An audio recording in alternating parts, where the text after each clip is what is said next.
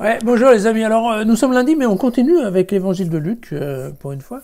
Et pour nous parler, en fait, d'un passage qui est effectivement donc la présentation au temple.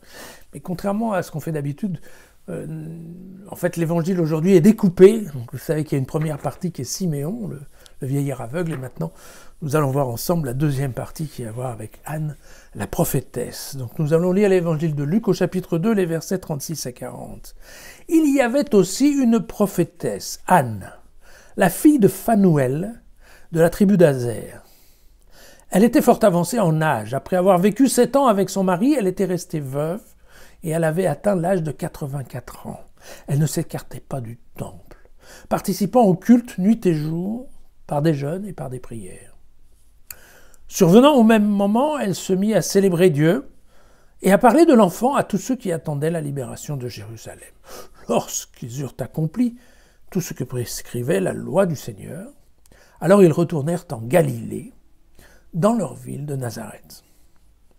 Et quant à l'enfant, il grandissait, il se fortifiait, tout rempli de sagesse, et la faveur de Dieu était sur lui. Voilà. Alors, en fait, cette présentation au temple, quand on prend le début de ce passage chez Luc, on comprend bien qu'en effet,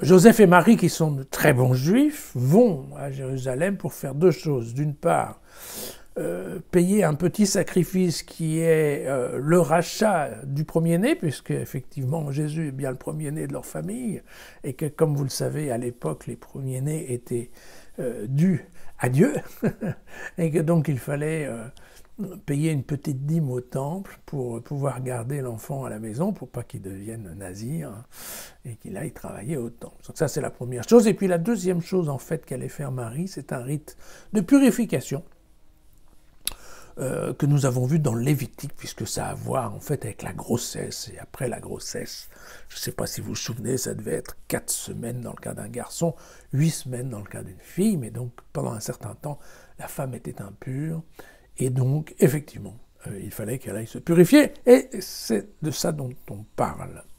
Alors, donc dans ce temple, il y avait le vieillard Siméon, et il y avait Anne, que Luc nous appelle Anne la prophétesse. Et pour être très honnête, des Anne, il y en a beaucoup dans l'Ancien Testament, en tout cas certaines sont connues.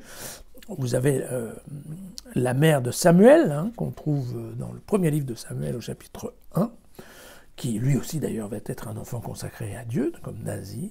Voilà. Nous avons aussi la mère de Tobie, qui s'appelle Anne. Vous trouvez cela dans le livre de Tobie, au chapitre 1 et au verset 9. Et donc, la présentation que nous fait Luc de Anne, c'est probablement la femme modèle du monde juif, puisque vous voyez qu'elle a été mariée et que, étant veuve, elle est restée dans le temple. Alors, dans le temple, encore une fois, attention, il est évident que dans le temple, il y a des endroits, vous savez, on avait parlé de ça, dans le Lévitique et dans les Nombres, donc il y a vraiment le temple, et puis après il y a les cours et les portiques, et voilà. Et donc ce qui est certain, c'est qu'évidemment, que Anne n'était ni prêtre ni lévite, et que donc quand on dit qu'elle participait au culte, en fait, elle était probablement dans l'esplanade des femmes. Et puis, vous savez, c'est celle où il y a les troncs. On se souvient de l'histoire de la dame qui passait et qui donnait une piécette dans le tronc pendant que Jésus et les disciples voyaient ça. Et qui disaient, cette dame a donné son essentiel. Bon, eh bien, sur cette esplanade du tronc, il est possible qu'elle était là, en effet, et qu'elle passait son temps à prier. Pourquoi pas.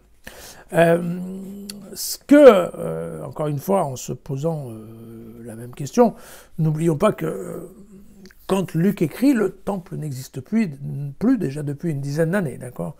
Donc c'est bien un roman imaginaire, encore une fois, puisque lui, il n'a jamais vu cette fameuse esplanade.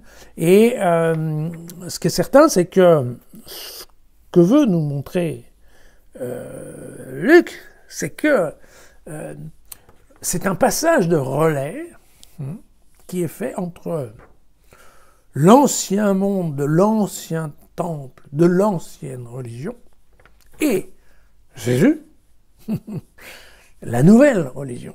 Voilà. Et c'est pour ça que vous avez besoin de deux vieillards qui représentent quand même tout l'establishment juif, religieux, qui en fait, comme ils sont vieux, eux, ils n'ont pas d'a priori, c'est pas comme les chefs, et donc eux ont bien compris qu'effectivement, ce petit gamin qui est là avec Joseph et Marie, il est différent. Il est différent, vous savez que Siméon dira « Et toi, Marie, c'est un glaive qui percera ton cœur. » Voilà, il en fera souffrir. Et puis, là, vous avez Anne qui, a priori, ne dit rien à Joseph et Marie, mais qui va présenter tout l'enfant à tout le monde en disant « Ah, l'enfant qui est là, il est formidable. » Donc, voilà. Ce qui est vrai, c'est certainement ça. C'est ce passage, ce transfert entre l'ancien monde et le nouveau monde. Voilà. Je voudrais juste vous dire que, en termes culturels, que Anne, le prénom Anne, signifie en hébreu qui a la grâce, qui a reçu la faveur, voilà, qui a été touché par Dieu. Le nom du père de Anne, Phanuel, qu'on rencontre autre part dans la Bible, eh bien, Phanuel, ça signifie visage de Dieu. Voilà. Et donc, on peut bien se dire qu'effectivement, Luc a profité de ces noms-là pour bien montrer que Anne, la veuve parfaite, a reconnu le visage de Dieu, en fait, dans le visage de l'enfant. Voilà, c'est ça. Encore une fois, c'était ça l'objectif de ce petit passage que nous avons vu aujourd'hui. Voilà, à demain.